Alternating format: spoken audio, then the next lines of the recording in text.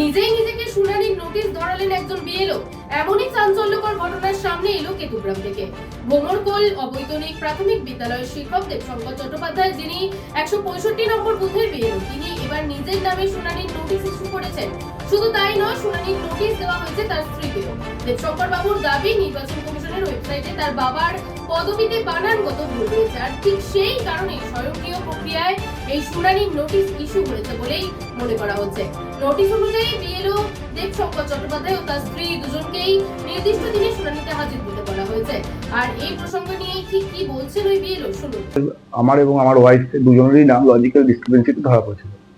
তো লজিক্যাল ডিসক্রিপেন্সিতে আমাদের বাবার টাইটেলটা ভুল ছিল আমার নিজের, যদিও 2002 এর লিস্টে কিন্তু বাবার নাম ঠিকই ছিল, কিন্তু যে কোনো কারণেই হোক টাইটেল ভুলের জন্য লজিক্যাল ডিসক্রিপেন্সিতে নাম এসেছিল।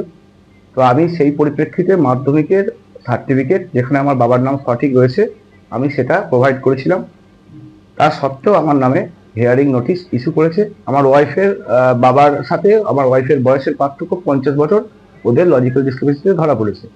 কিন্তু আমার ওয়াইফের বাবার মানে আমার শ্বশুর মশাইয়ের সর্বত্রই কিন্তু ডকুমেন্টে সঠিক এজটাই রয়েছে, যদিও ওনার ক্ষেত্রেও লজিক্যাল ডিসক্রিপেন্সিতে আমি একই ডকুমেন্ট প্রোভাইড করেছিলাম। ও তো দেখে অবাক হয়ে গেছে যে আমার নামে হিয়ারিং নোটিশ কেন ইস্যু হলো। আমাকে সাধারণ মানুষকে যে সমস্ত প্রশ্নের বান আমাকে ছুড়ে দেয় বা যাদের ওদের কথার যে জবাবদিহি আমাদের করতে হয়, সেম কথা আমাকেও উনিও করেছেন এবং সেই পরিপ্রেক্ষিতে ওনার কথারও আমাকে উত্তর দিতে হয়েছে।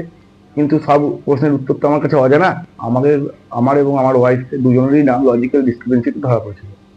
তো লজিক্যাল ডিসক্রিপেন্সিতে আমাদের বাবার টাইটেলটা ভুল ছিল আমার নিজের, তো টাইটেলটা ভুল ছিল, কিন্তু যদিও 2002 এর লিস্টে কিন্তু বাবার নাম ঠিকই ছিল, কিন্তু যে কোনো কারণেই হোক টাইটেল ভুলের জন্য লজিক্যাল ডিসক্রিপেন্সিতে নাম এসেছিল। তো আমি সেই পরিপ্রেক্ষিতে মাধ্যমিকের সার্টিফিকেট যেখানে আমার বাবার নাম সঠিক রয়েছে আমি সেটা প্রোভাইড করেছিলাম। আর এই ঘটনায় স্বাভাবিকভাবে প্রশ্ন উঠছে, এসআইআর প্রক্রিয়ায় যাচাইয়ের নাম কোথাও কি গাফিলতি বা যান্ত্রিক ত্রুটি থেকে যাচ্ছে? নিজেই নিজের নামে নোটিশ, এই ঘটনাকে কেন্দ্র করেই কিন্তু এলাকায় জোর চর্চা শুরু হয়েছে।